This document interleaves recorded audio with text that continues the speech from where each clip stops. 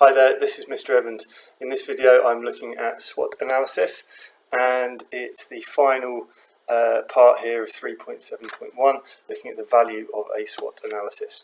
So I've mentioned SWOT analysis before, and SWOT analysis is really important in strategic decision making.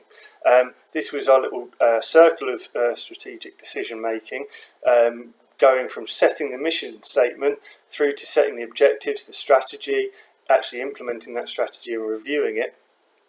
This second stage here, once we've set our mission statement, we need to have a really good understanding of where our business is, and the SWOT analysis may be a big part of this internal and external analysis that an organisation undertakes. So before we can even get to setting our corporate objectives, we look at conducting a SWOT. So what actually is that?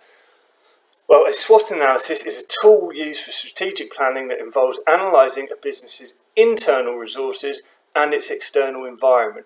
In other words, we're looking, if you think about yourself, you might look at your own strengths and weaknesses as a student. You know, what am I good at? What am I not so good at? And the opportunities and threats available for you. Well, how can I, play to my strengths here? What options can I take in terms of my career decisions? What university courses might be open to me? What employment opportunities are there? And what are the threats to me achieving what I need to achieve? You know, maybe I'm sitting with certain people in class that I shouldn't be, or I'm not using my time at home wisely enough. These are the external factors that mean that you might not succeed.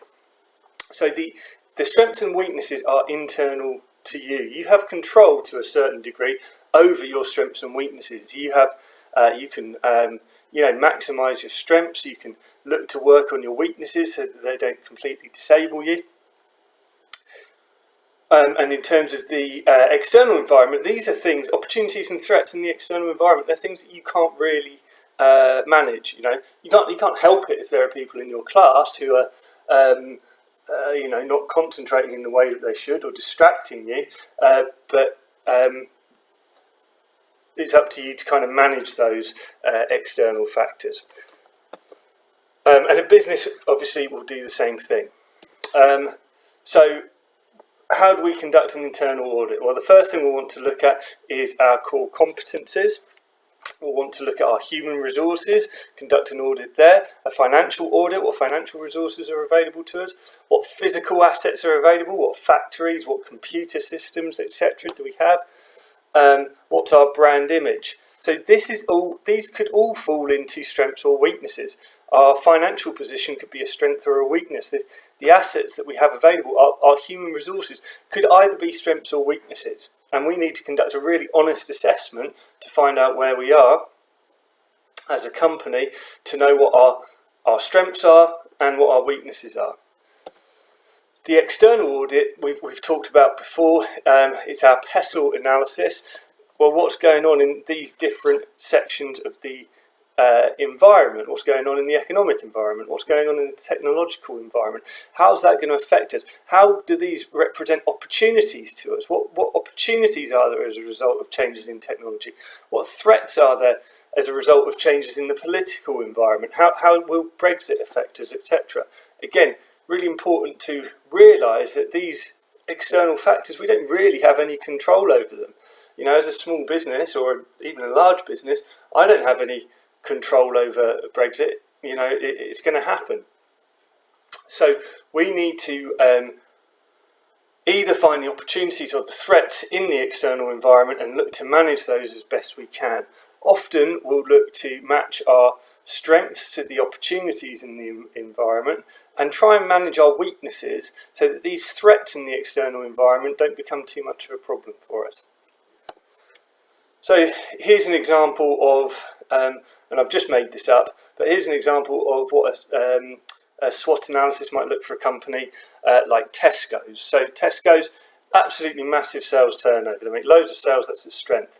Their logistics, their management of supplies, etc. They're very, very good at making sure their stores have got what's needed in. They've got a range of high street and out-in-town locations, and they've got a variety of products appealing to different market segments. These are all strengths that are in Tesco's control. But what about the weaknesses? Well, Tesco's profit margins are really quite low at the moment. Around 1-2% for the final profit for the year figures, and they made a loss a couple of years back as well, quite a big one. So, although we've got this huge sales turnover, a weakness is that their costs must be quite high because they're making low profit margins. They've had some damage to the brand image. They've got these fake farms. They tell you, these carrots were freshly picked at this farm, and actually, that farm doesn't exist. It's just a brand, and they've received some damaging publicity about that. There was an accounting scandal as well, all of which has contributed to damage to Tesco's brand image.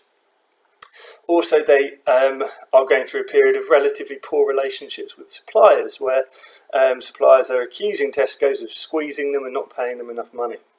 So all of those are kind of weaknesses, again, and they're internal, they're within Tesco's control. In terms of the external environment, what opportunities are there? Well, Tesco have got great logistics. Could they expand into, further growth into non-food categories? They already sell some electronics, clothing, and that. Is there opportunities to expand that further? What about expanding internationally? Tesco haven't traditionally done that well at international expansion, but could there be opportunities out there to expand abroad, take the Tesco brand name overseas? Excuse me, not sure what happened there.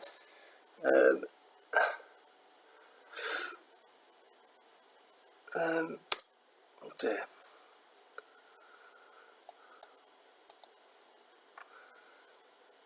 Sorry about that. There is Asda are relatively weak at the moment. Asda have performed relatively poorly, so is there an opportunity there to steal some of Asda's customers? And at the moment there's relatively low wage growth in the UK, so that could be beneficial for Tesco's employment. In terms of threats, Aldi and Lidl have grown massively recently, eating away at kind of their customers who are looking for value, while at the other end M&S and Waitrose are eating into the premium end of the market. So these are all threats that Tesco needs to manage. There's Brexit, economic uncertainty, and a certain amount of anti-big business sentiment in the UK. In other words, people are, sometimes trying to shop locally in small independent stores rather than going to the supermarkets. So that's just an example of what a SWOT analysis might look like for a company like Tesco. So what are the advantages of doing a SWOT? Well, it encourages a systematic approach to strategic decision making. We're not just saying, oh, this is what we're going to do. We've got some basis for what the decisions that we're making based on data that we have collected. It's focused on both internal and external factors, so we're not just looking at ourselves without considering the external environment. We're focusing on both of those.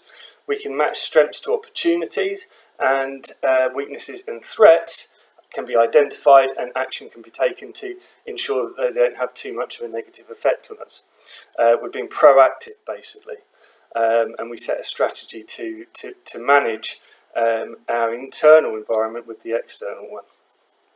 And we can also use the SWOT to identify our core competencies and create a USP for us. What are we really good at, and how can we communicate that to our customers? The disadvantage of a SWOT is it depends on the data, the quality of the data collected. Is it outdated? Are we making assumptions that aren't really based on research? Where's this data come from? Have we collected enough data, etc., etc. So there's lots of evaluation you can do of a SWOT analysis.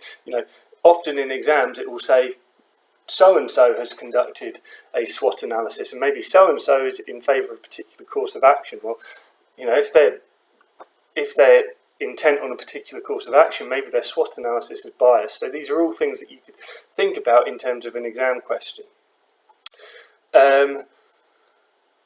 Finally, paralysis by analysis is a term that is sometimes used.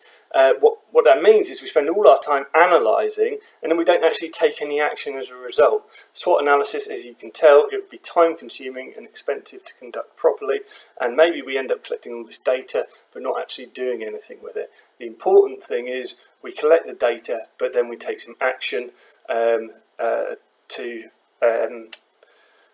move on the data that we've collected and the conclusions that we've come to.